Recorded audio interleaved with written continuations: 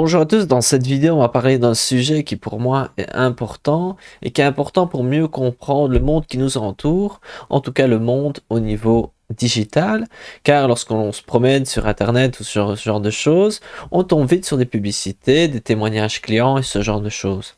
Et donc ici on va voir 4 points dans cette vidéo.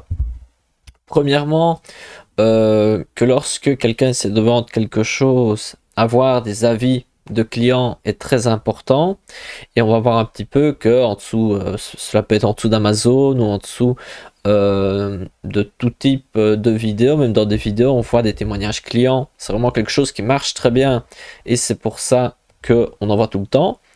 Et ensuite on peut voir que beaucoup de ces avis sont faux, tant qu'ils soient écrits ou vidéo. Il y a quand même une grande partie de stratégie illicite, parfois plus illicite, parfois un peu moins, mais c'est quand même un milieu très particulier. Et ensuite, on va voir un petit peu quelles sont les sanctions possibles et aussi comment repérer les faux avis. Après, il n'y a pas de méthode miracle. Ici, on va voir un petit peu le phénomène, car je pense que c'est important d'être conscient du monde qui nous entoure. Et donc, premièrement, pourquoi les avis des clients? Donc ici, simplement, je suis sur un moteur de recherche et là, il est noté, sachez que 88% des clients potentiels font autant confiance aux avis qu'aux recommandations personnelles de leurs amis.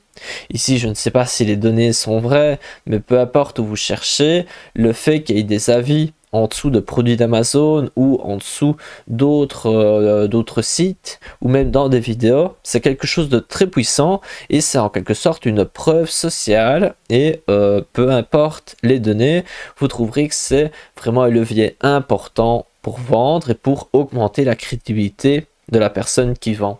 Mais malheureusement, des études de la Commission européenne, l'Union européenne, je ne sais pas exactement le contrôle ici, mais ça a été fait là dans ce cas-ci en 2022 et ils disent que 55% des sites web contrôlés enfreignent les règles de l'Union européenne par rapport aux commentaires avec des faux commentaires ou des notes, mais le calcul de la note n'est pas indiqué ou est caché.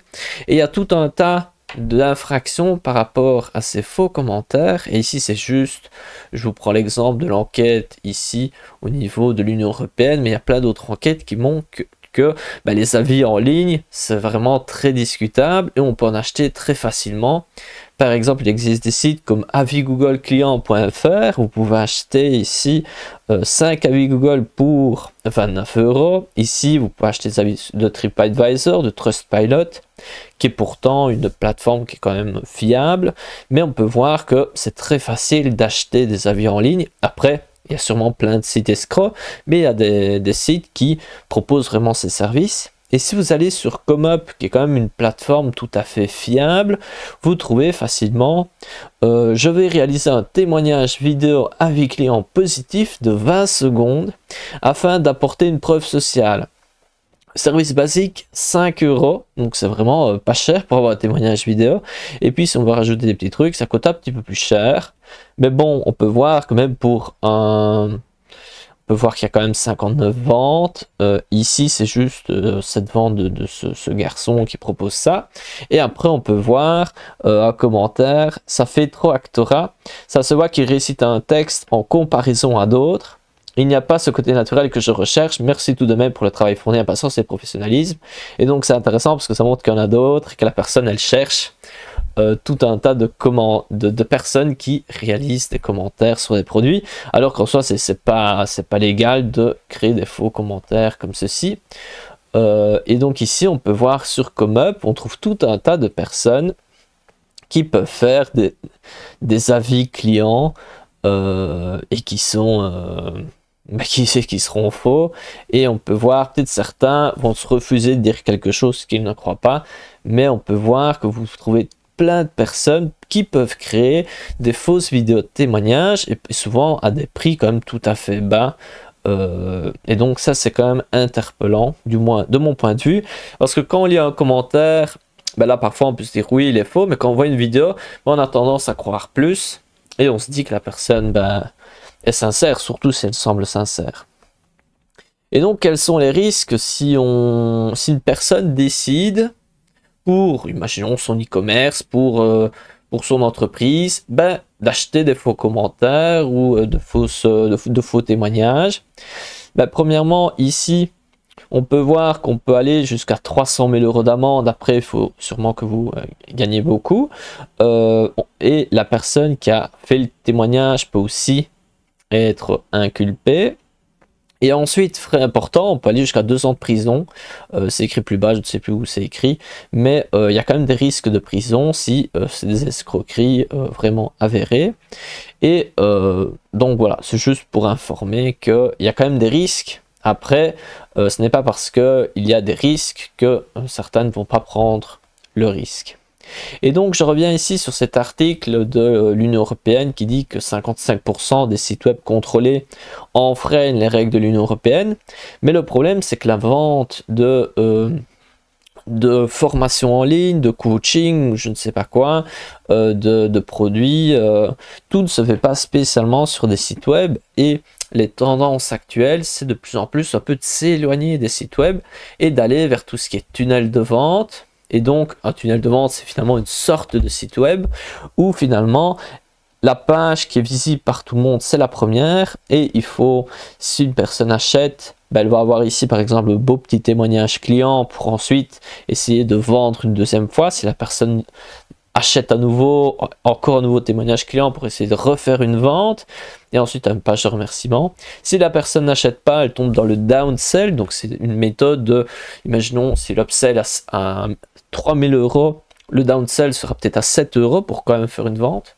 Et donc, ça, c'est des stratégies qui sont tout à fait intéressantes, qui sont élaborées. Mais c'est plus facile de cacher des choses un peu foireuses dans ce genre de structure. Et c'est la même chose quand vous voyez tout ce qui est proposition de coaching sur WhatsApp, sur Instagram ou quoi, bah à chaque fois, cela éloigne du regard de pas mal de monde. Et donc ici, j'ai trouvé un petit article qui proposait quelques techniques pour créer de faux avis, car ce n'est pas si simple que juste, oui, je demande à des personnes de créer un faux avis, où je demande à des personnes de créer une vidéo où ils parlent de mon produit, mais il y a des techniques bien plus élaborées. Par exemple, imaginons, moi je vous vois une formation Canva à 1000 €, et ensuite, voilà, vous êtes en train de suivre la formation, et je vous dis, j'ai une deuxième formation à 3000 €, mais je vous l'offre si vous faites un avis positif sur mes formations. Et donc là, on commence à rentrer dans des choses un petit peu plus floues. Est-ce que c'est légal, c'est pas légal? Après ici, bon, c'est pas le but, mais c'est pour dire que parfois il y a des pratiques qui sont un peu borderline, un peu particulières. Et donc ici, dans cet article, il propose quelques petites stratégies de faux avis. Je ne sais pas pourquoi. Après, il propose de comment avoir des vrais avis. Par exemple, rédiger des faux avis en masse. Ça, c'est la stratégie la plus basique. Ensuite, une autre chose, c'est de supprimer les mauvais avis, et donc il reste que de bons avis. Ça, c'est aussi une autre stratégie. Donc si je ne dis pas que les stratégies sont correctes, hein, je présente juste des choses qui existent, et je profite de lire les articles pour vous proposer quelque chose d'un peu plus structuré, avoir parfois des mots plus précis. Donc il y a supprimer les mauvais avis, donc je ne sais plus la différence entre le deuxième et le troisième. Ensuite, il peut y avoir des stratégies un peu particulières comme jouer sur les délais de modération. Donc imaginons quelqu'un écrit un avis, mais il faut qu'il soit traité avant d'être publié, et on retrouve parfois sur certaines plateformes, et on peut jouer sur ce genre de délai pour que finalement c'est mauvais, on soit tellement là à traiter les choses que ça ne sorte jamais, ce genre de choses. Ensuite, une chose qui existe et que j'ai déjà trouvé pas mal de commerces en ligne qui proposent ça, c'est de communiquer une note globale, mais sans partager la règle de calcul, ou que la règle de calcul, elle soit indiquée, mais il faut faire un tour et que personne ne se rend compte que finalement, c'est pas juste la moyenne. Mais c'est par exemple, imaginons, la moyenne c'est 2, et la règle de calcul c'est faire x2, la moyenne des avis, et donc on voit 4 étoiles sur 5, mais en fait c'est 2, quoi. Donc voilà, c'est juste ce point-là. Voilà, ça c'est... Et puis dernier point pour terminer, 10 signes révélateurs à surveiller. Je trouvais que cet article était particulièrement bien fait. Et des choses vraiment précises qu'on ne penserait pas spécialement au premier abord. Je vais vous mettre le lien de cet article qui est vraiment, vraiment bien, même si je ne connais pas qui a rédigé ça. Premièrement, le nom du commentateur. Donc ici, ce sera seulement pour des choses écrites, car personnellement, je n'ai pas spécialement trouvé quelque chose pour éviter de croire les avis vidéo. Mais je dirais que de manière générale, les avis, il ne faut pas trop les croire.